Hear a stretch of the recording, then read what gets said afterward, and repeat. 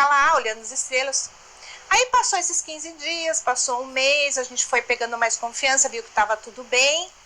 Aí a gente estava lá na rede, estava uma noite de calor, e aí quando ele viu uma bola tamanho de uma bola de basquete, redonda, vermelha, que parecia uma sonda, e estava baixa assim, estava quase do lado do flamboyant, assim.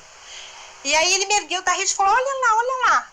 Aí ele ergueu, e nós dois ficamos assim, ó, de boca aberta olhando para aquilo, né? E aí pegou e sumiu. Aí eu falei, nossa, você viu aquilo? E ele que viu primeiro, né? Isso foi por volta do final do ano, em dezembro de 2019. No mesmo ano que eu tive contato. No mesmo ano que você viu aqui. É. E aí, mais para o ano novo, nós vimos outra sonda retangular, só que era maior do que a bola de basquete. Era retangular, bem vermelha também. Os dois eram vermelhos. Os dois. Um circular e o outro mais retangular. Isso, mais compridinho, assim. Mais compridinho. Também ficou segundos. E barulho? Tinha algum barulho? Também nada. Totalmente sem som. Totalmente. A gente até procurou ver se era drone com a vizinhança, alguém tinha drone, mas não fazia barulho nenhum. E a aparência dele também, né? Não, geralmente fica aquele barulho dos drones, né? Um zumbidozinho, né? Isso. E não tinha outros tipos de luz, era só o vermelho. Era só o vermelho. Então, porque geralmente você tem as luzes de sinalização quando é drone, né? Então logo fica aquelas luzinhas, né? É que nem um X, assim, né? Isso.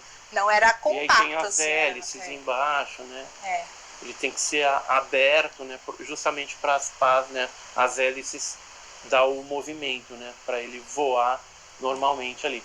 Sim. E antes de 2019, você lembra alguma coisa de avistamento que eventualmente você possa ter tido ou não? Só quando a gente era muito criança, que a minha irmã que contava sempre, que a gente estava dormindo num posto de gasolina com meu pai, na estrada de Santa Catarina. E naquela época não tinha perigo dormir em poço, né? Parava na viagem, tudo, e estava nosso pai com a gente. E aí ela viu sair atrás da montanha luzes coloridas. E ela contava sempre essa história, mas a gente não sabia o que era, e ela comentava e a gente ficou assim. Aí depois que eu tive contato, aí a gente começou a lembrar. Falou assim, lembra quando a gente era criança? Ela tinha o quê? Ela tinha uns 9 anos, eu tinha uns 4.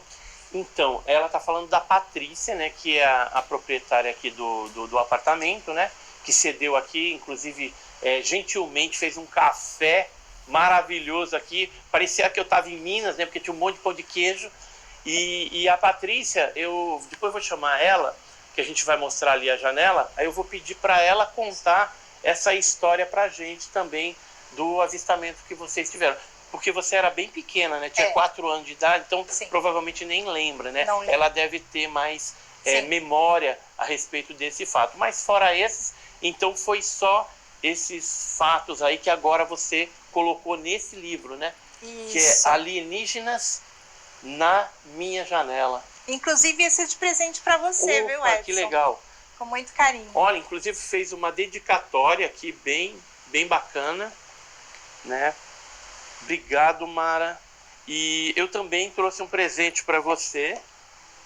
É o meu livro também, Alienígenas no Passado do Brasil. São casos antigos também, bem interessantes, que ocorreram antes da Era Moderna dos Discos Voadores. E te trouxe também a revista OVNI Pesquisa, com a Operação Prato, né? Uma especial que a gente fez, né, de presente para você.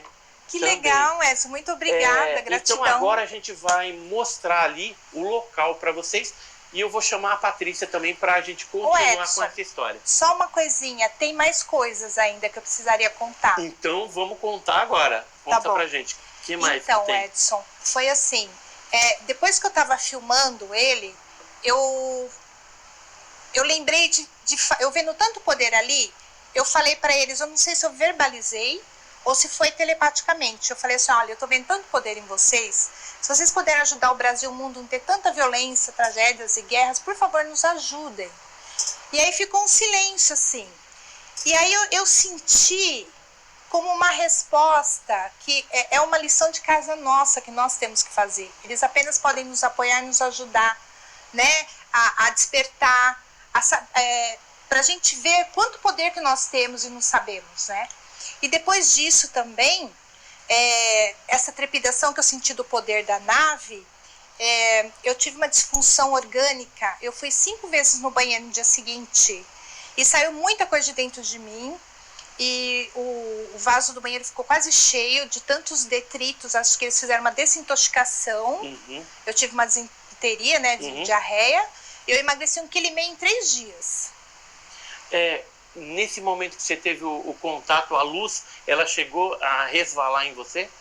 Não, mas aconteceu um fato que eu preciso contar também. Apareceu um ser aqui dentro da sala. E ele tinha um formato de um polvo. Ele tinha tentáculos, se mexiam lentamente. Eu acho que era parecido com um polvo, mas pode ser uma outra coisa. Isso nesse mesmo fato? No mesmo fato. E ele ficou em que lugar aqui da sala? Ele ficou ali em frente daquele sofazinho. Ele flutuava mais ou menos a meio metro do chão. Ele tinha mais ou menos 1 metro. E os tentáculos parecia que era 1 metro também. Aproximadamente. Ele não tinha rosto, olhos, nariz, boca, orelha, não percebi nada. Era só a cabeça tipo ovoide e os tentáculos mexiam lentamente. Ele devia estar fazendo alguma coisa em mim, não sei. Né, que eu não consegui me comunicar. Você estava a quantos de distância assim dele? Eu estava a 1 metro dele, porque eu estava de pé.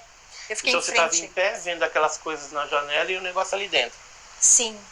E ele estava num tipo de holograma, que nem de filme de ficção científica, aqueles holograma. Eu não sei se era um holograma ou se ele estava em outra dimensão. Como se fosse uma projeção. Isso. Você chegou em algum momento a tocar ou não? Não. Eu fiquei com as mãos para baixo olhando assim para ele. E eu não queria perder o contato visual, porque era muito lindo, muito extraordinário, era magnífico. E até o pessoal também que fez entrevista perguntou se eu estendi a mão para tocar, mas eu não tive essa reação. E conforme você, de alguma forma, perguntou então, se eles poderiam ajudar, aí provavelmente é uma certo sentimento que nós temos, que a gente vê tudo isso errado no mundo, né? Então, se eles poderiam ajudar. Então a ajuda não vem deles. A percepção que você teve é que a gente tem que arregaçar a manga e a gente fazer por a gente mesmo e consertar esse planeta. Isso, porque não pode terceirizar uma responsabilidade que é nossa.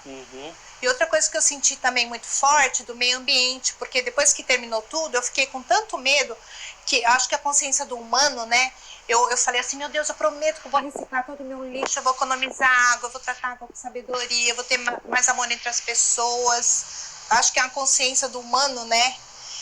Porque eu senti isso muito em mim quando ele terminou o fenômeno. Antes dessa experiência, em algum momento da tua vida, assim, você teve alguma aptidão para artes? Tipo pintar, escultura, desenho, já teve isso? Sim. E depois dessa experiência, isso potencializou ou não? Potencializou em forma de inspirações para escrever muito. Eu sempre gostei de escrever, mas ficou mais depois do contato. E essa relação com a ecologia, vamos dizer assim, com a reciclagem e tal, planta, você gosta de, não sei, lá em Tapetininga, onde você mora? Gosto muito de planta. Só que eu não reciclava meu lixo antes e agora eu reciclo tudo. Falo para todo mundo reciclar, dou ideias de reciclagem. Mudou tudo. Como minha se vida foi despertasse para uma consciência ecológica. Isso. Né, para cuidar das coisas do planeta. Eu mudei totalmente, foi um divisor de águas. E esse bicho, né, esse ser, sei lá, que estava ali flutuando, como que ele desapareceu? Como é que foi isso? Olha, ele ficou ali e aí eu fiquei olhando para ele e de repente desapareceu. Eu não sei como que foi. Porque eu fiquei num lapso de tempo, eu não sei se eu estava em outra dimensão, ou se ele estava em outra dimensão, eu não vi como que ele sumiu. Ou se era um holograma, alguma coisa, uma projeção de alguma coisa.